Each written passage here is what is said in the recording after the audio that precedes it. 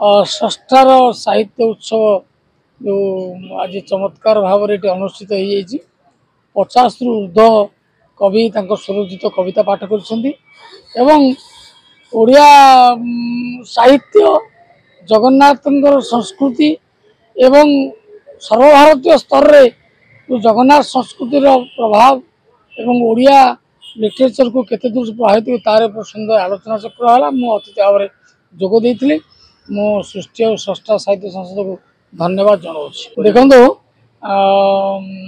कलाकार और कवि एमाने स्वप्नजीवी स्वप्न को लेकिन बचती तेणु से सकल दुख दुर्दशा शुणापी कार समय नहीं से ठीक भाव उपस्थापन करपारती ना निज दुखटा को से नहीं तारी धीरे बंचती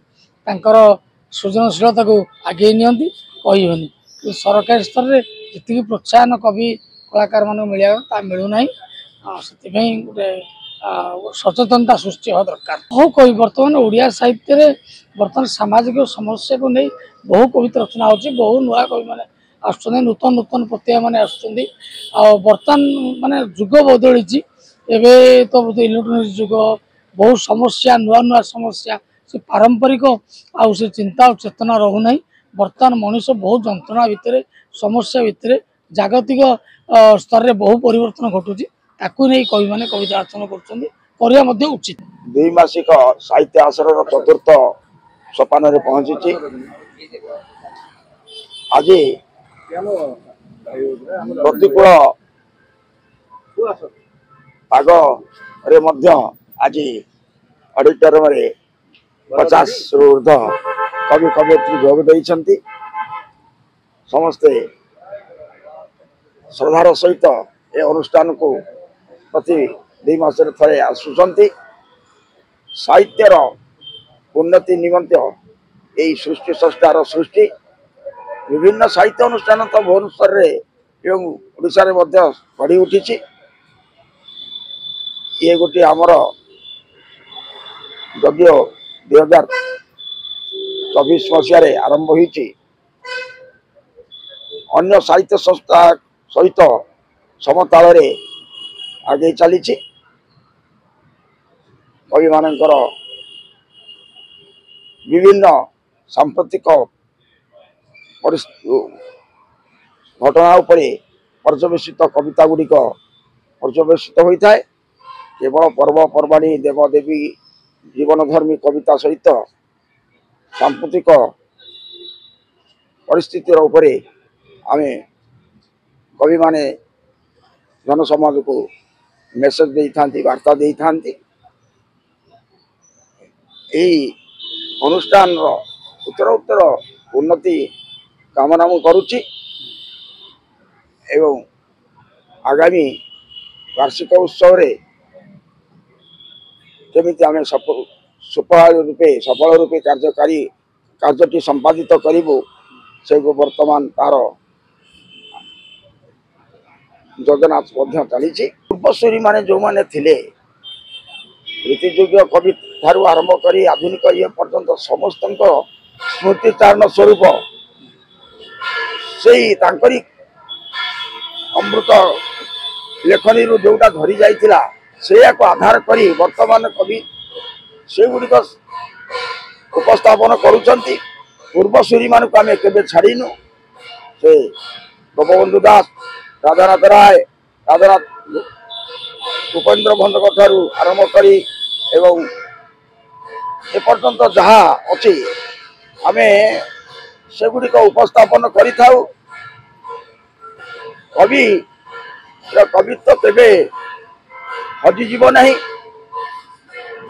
उत्कलर तारू माने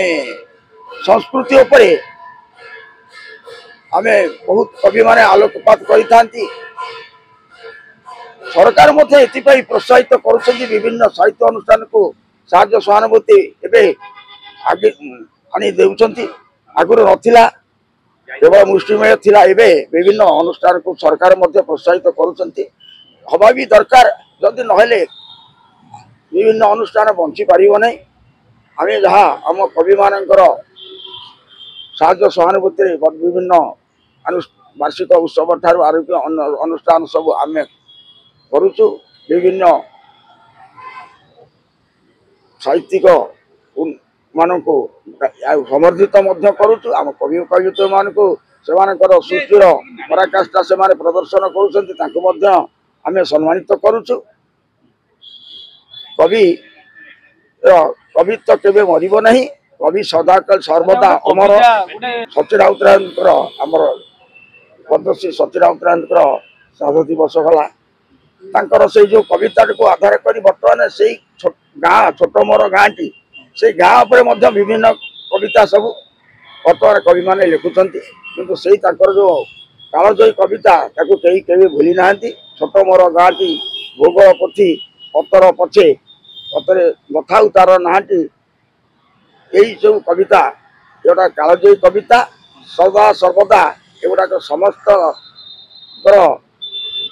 मुखरे घोषित होची छोट पिलाटी ठारू आरंभ कर बुद्ध पर्यंत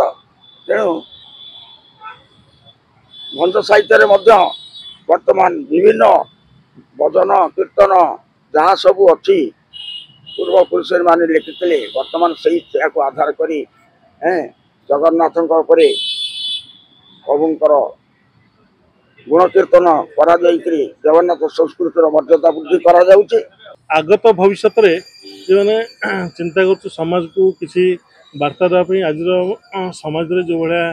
सब अमानुषिक कांड सब घटुचे जो मैंने ओडिया भाषा को लेकर विभिन्न विभ्राट हो से विभ्राट को आम समाधान तो तार तो नहीं किंतु आमर प्रयास चलछि।